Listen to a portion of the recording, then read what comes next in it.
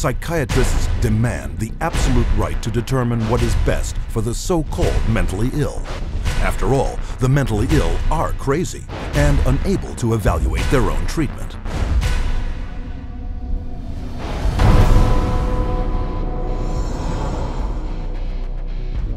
To enforce their authority over others and keep their institutions filled at profitable levels, psychiatrists use a method called involuntary commitment.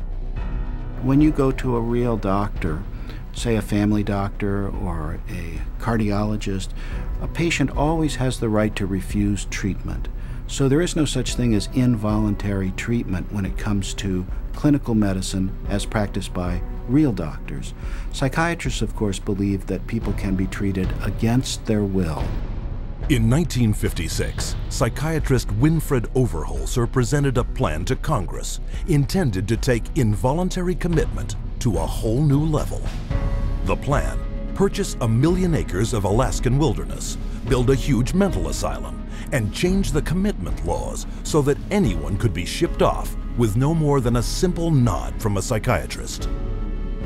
The bill sailed through the House of Representatives, but when the public caught wind of the plan, they became enraged, referring to it as Siberia, USA. The bill was quickly struck in the Senate. But while the death of the Siberia bill put a stop to their large-scale plans, involuntary commitment still remained the most effective and profitable method for filling psychiatric institutions.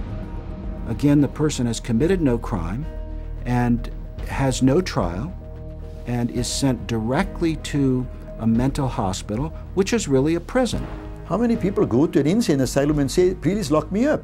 Doctors don't lock up anybody. Psychiatrists lock you up. Even children can be taken from their parents with little legal recourse.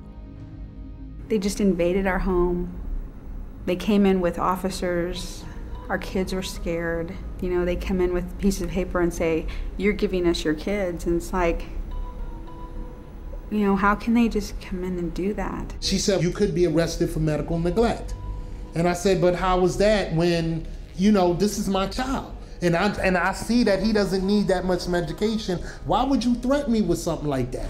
At 10 p.m., 2 policemen and 2 social workers came to my house and took all 4 of my kids away. Once committed to psychiatric hospitals, patients are drugged and restrained. The more a person objects, the more this objection is construed as symptom of a mental illness. At which point the person would be locked up in restraints.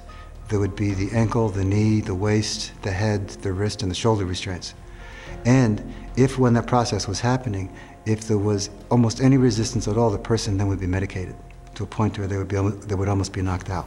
We had one case where they actually took a patient in a seclusion room and beat him up. And then they lied about it to the services that investigated. So it's a pretty wide range of abuse issues that we've encountered. Psychiatric staff provoke their patients into violence so they can bill insurance companies up to $1,600 a day for each restrained patient. A patient would resist diagnosis, resist treatment, and also want to leave treatment while they were at the hospital. And invariably, every time, that person's situation would be exacerbated until they were put in constraints and medicated, at which point there would be documented reasons to keep that person in treatment. The burden of such claims is passed directly to the public in the form of soaring healthcare premiums. As for their victims, the experience is traumatic and even lethal. 16-year-old Rochelle Claiborne died in Laurel Ridge's care last August. The state report shows during the restraint, quote, Rochelle stated several times she could not breathe. In almost all respects, the staff behaved appropriately, followed the standards. By taking advantage of weak or vague restraint laws, psychiatrists and their staff are almost never held criminally liable for assault, battery, and murder. He begged me to take him home, take him out of there, that they were treating him wrongly, and he didn't want to stay there. And I got a call that there had been an accident, that they held him down until he couldn't breathe anymore. I wish I would have listened to him, take him out of there before it had happened, and that I miss him every day. And I wish I could have him back, but I can't. To this day, no one has been charged for the child's murder. The elderly are a prime target for psychiatric abuse, with treatment of senior citizens in mental institutions costing private and government insurance over $29 billion a year. Unwarranted commitment has occurred that wouldn't have occurred if the people hadn't had insurance. The proof of that pudding is generally in how fast they get out once the insurance runs out. Involuntary commitment is a form of psychiatric slavery, where persons are treated as if they're property and they are deprived of liberty, and people are making money in the process. As long as we have involuntary mental hospitalization, psychiatry is a prison work. It's a crime against humanity. It is not medicine. Every minute of every day, someone is involuntarily committed to a psychiatric institution. And if you think this is something that can't happen to you or someone you know, think again.